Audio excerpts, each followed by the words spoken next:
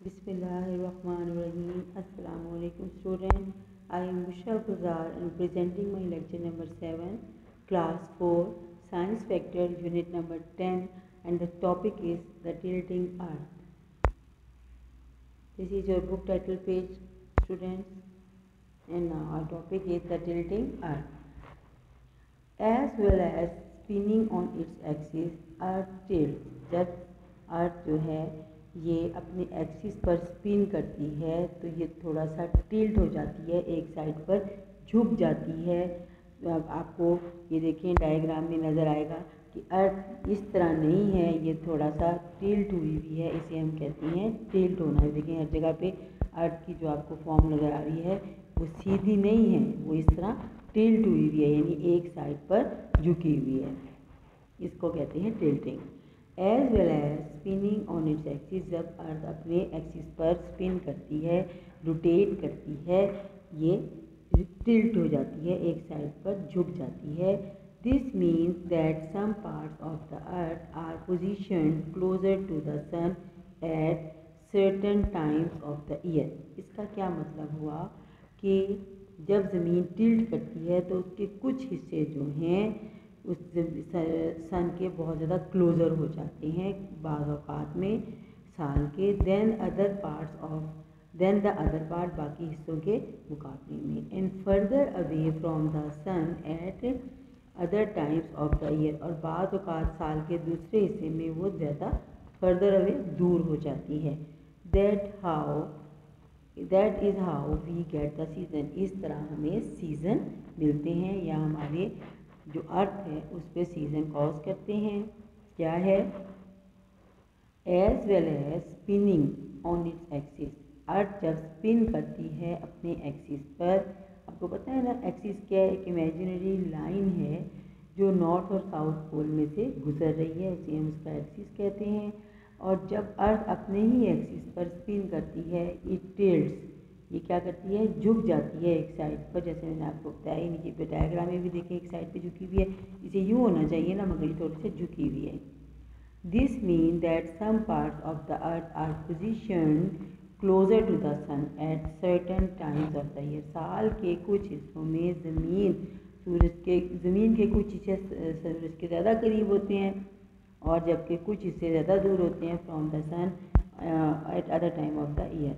इस वजह से हमारी जो ज़मीन पर सीज़न जो हैं वो बनते हैं, कॉज करते हैं। अब जो इससे ज़्यादा करीब होंगे वहाँ शदीद गर्मी होगी और जो इससे अवे होंगे वहाँ पर ठंड होगी। वहाँ क्या होगी? ठंड होगी। और इसीलिए जो है हमारी ज़मीन पर सीज़न बनते हैं। जो इससे करीब होते हैं वहाँ गर्म मौसम में गर्मा यानी समर हो जाता है, और जो अवे होते हैं बिल्कुल फर्दर अवे होते हैं वहाँ पर आप कह सकते हैं सरमा या ठंड होती है। ये डायग्राम बेटे पहले भी आप लोगों ने कोई डायग्राम ड्रॉ नहीं की है अपने होमवर्क में, काइंडली डायग्राम ड्रॉ किया करें लाजमी। मैंने आपको कहा है कि साइंसिस में मैं आपकी डायग्राम मस्ट चेक करती हूँ। ये देखिए ऑटम में कि सबसे पहले हम यहाँ से शुरू होते हैं। स्प्रिंग में क्या होता है? जो सन है वो किस जगह पर है और किस जगह पर जब स्प्रिंग मूव करती है स्प्रिंग से ऑटम आता है, स्प्रिंग से ऑटम की तरफ आती है। अब देखिए यहाँ पे सन जो है स्प्रिंग आएगी, उसके बाद क्या आएगा? विंटर आएगा, विंटर के बाद आएगा ऑटम, ऑटम के बाद फिर समर, फिर विंटर, फिर स्प्रिंग एंड देन फिर विंटर। और आप ये देखें कि ऑटम जो किस हिस्से में ऑटम होगी, किस हिस्से में विंटर होगा।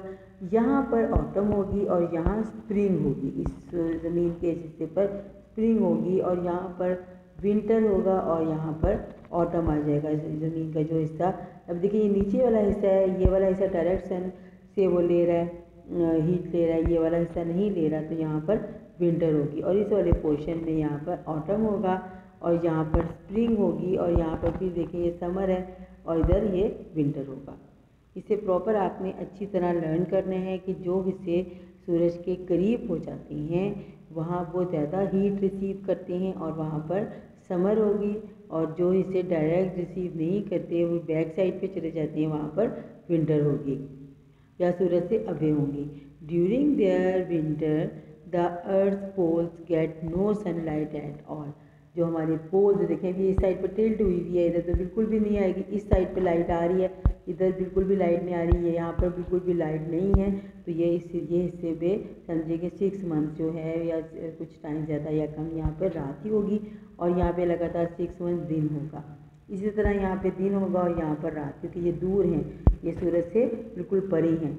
इसी तरह यहाँ पे आप देखें सूरज यहाँ तक तो लाइट दे रहा है, लेकिन यहाँ लाइट नहीं है, यहाँ पे फिर रात होगी और यहाँ पर दिन होगा। ये रात होगी और यहाँ पर दिन होगा, ये चूँकि बिल्कुल इससे अवे हैं, दूर हैं। अब जो है आपका ये लाजमी आपने ड्रॉ करना है, ड्रॉ किए बगैर बेटे आपको इसकी अंडरस्टैंडिंग नहीं होगी। हमने क्या पढ़ा है, हमने ये पढ़ा है कि हमारे सीज़न कैसे बनते हैं, as well as spinning on its axis tilts. जब ज़मीन अपने एक्सिस पर वो स्पिन करती है तो ये एक साइड पर झुक जाती है, टिल्ट करती है।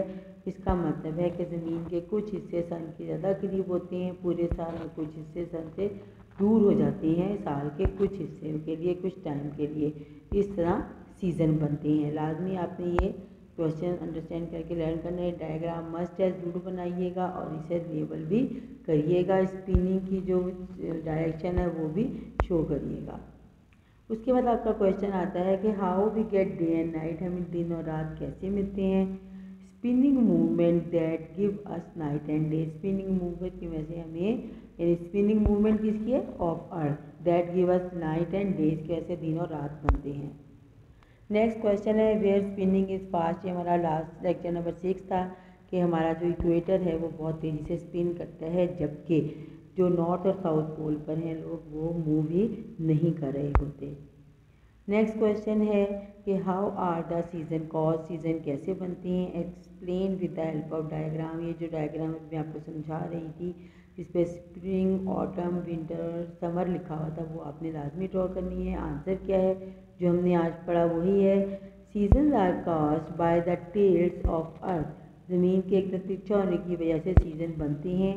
The revolution of the earth around the sun, और सूरज के गिर्द जो इसकी मूवमेंट है अपने ऑर्बिट पर, उसकी वजह से सीज़न प्रोड्यूस होते हैं। डायग्राम नंबर 73 पेज नंबर 73 पर डायग्राम जो है वो आपने ड्रॉ करनी है लाजमी अच्छी सी, ताकि आपका काम पूरा हो। और आपने मार्जिन भी ज़रूर ड्रॉ करनी है। ये ना हो कि आपने मार्जिन ड्रॉ ना किया हो, लेसन बेटे साथ साथ लर्न करते रहें। आपको पता है कि ये जो आपके ये एपिडेमिक के डेज़ हैं, इन दिनों में आपको प्रॉपर घर पर ही स्टडीज़ करनी है। तो प्लीज़ बच्चे do hard work and do your work neat and clean and kindly learn your lesson daily. इसमें आपको कोई भी डे स्किप नहीं करना है, ज़्यादा आपको हार्ड वर्क की ज़रूरत है और ये दिन है जब आप अपने आप को प्रूव करें। अस्सलाम वालेकुम।